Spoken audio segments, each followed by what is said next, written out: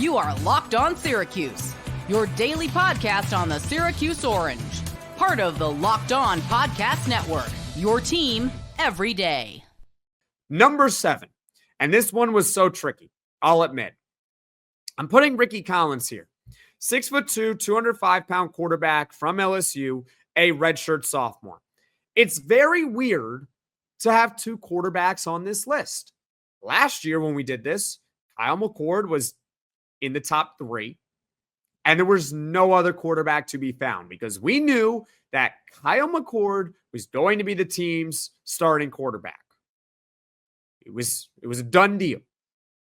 Now, again, I'm expecting it's going to be Steve Angeli, but we don't know for sure. It could be Rickie Collins. Rickie Collins transferred from LSU back in December. He earned the team's starting quarterback job before they went out and got Steve Angeli. So,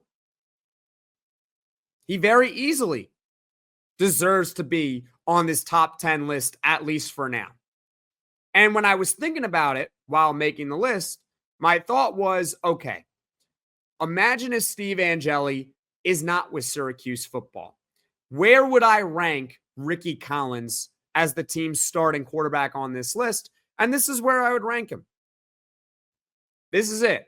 So I guess if Steve Angeli isn't here, I would put him at 6. But because Steve Angeli is here, I put Rickie Collins at 7th. He doesn't have the same body of work as a guy like Steve Angeli, and that's a limited sample, like we mentioned. He's only got, Rickie Collins only has 7 career passing attempts. But who knows? Maybe he can be the team's starting quarterback, right? He's obviously got talent. He's coming from LSU, just like Steve Angeli is coming from Notre Dame. So we'll see. It's the quarterback situation, which, again, is still the number one story of the offseason and is essentially the elephant in the room. But I'm putting Rickie Collins here for now, and we'll see how it pans out. Number 8, another Collins, but not Rickie Collins. Austin Collins, 6'3", 295-pound guard from Louisville, a redshirt senior.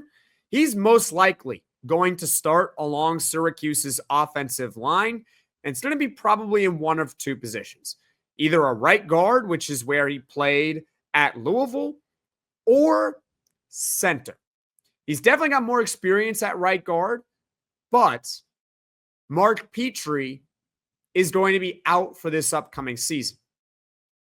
He was supposed to be the team's starting center. So because he's out the year, barring Syracuse makes another addition in the portal, I don't know who's going to be the team's starting center.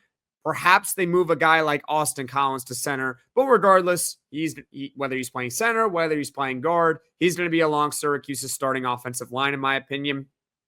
And last year, he was really good. He played in 12 games. He allowed 0 sacks. Hey, that's nice. No sacks. He had a Pro Football Focus pass blocking grade of 85.1.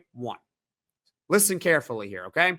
That was ranked 38th in the country among 600 qualified offensive linemen.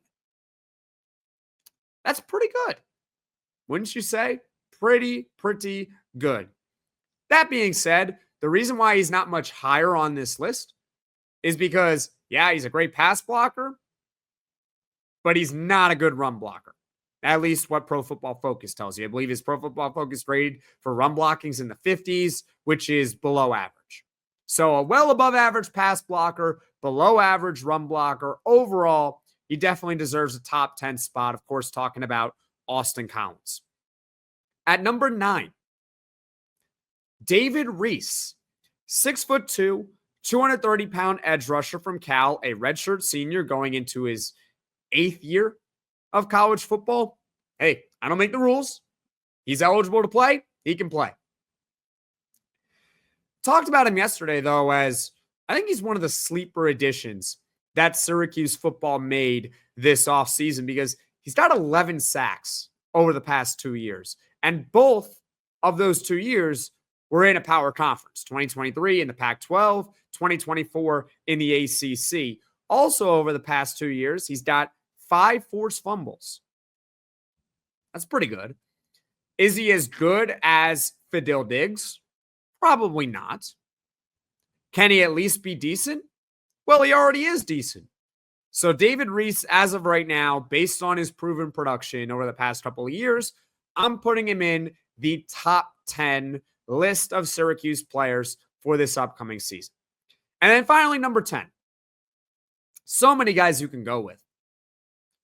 But it's a top 10 list, and there's only one guy left. And I have to give this player some love. You know why? Because punters are people too. That's right. Jack Stonehouse, the punter, a redshirt senior. Jack Stonehouse deserves some love because he's a really good punter. Now, thankfully, a season ago, we did not see much of Jack Stonehouse. In fact, you ready for this? I looked up the numbers. In 2023, Jack Stonehouse at Syracuse punted 62 times in 13 games. In 2024, he also played in 13 games, but he only punted a grand total of 33 times. Because Syracuse was really good on offense in 2024, less so in 2023. But he's a two-time all-conference punter. That's pretty good. And last year, when he had the opportunity to punt, again, we don't want him to have the opportunity to punt. Sorry, Jack Stonehouse. We really don't want to see you on the field because if you're on the field, that means Syracuse's offense didn't do something right.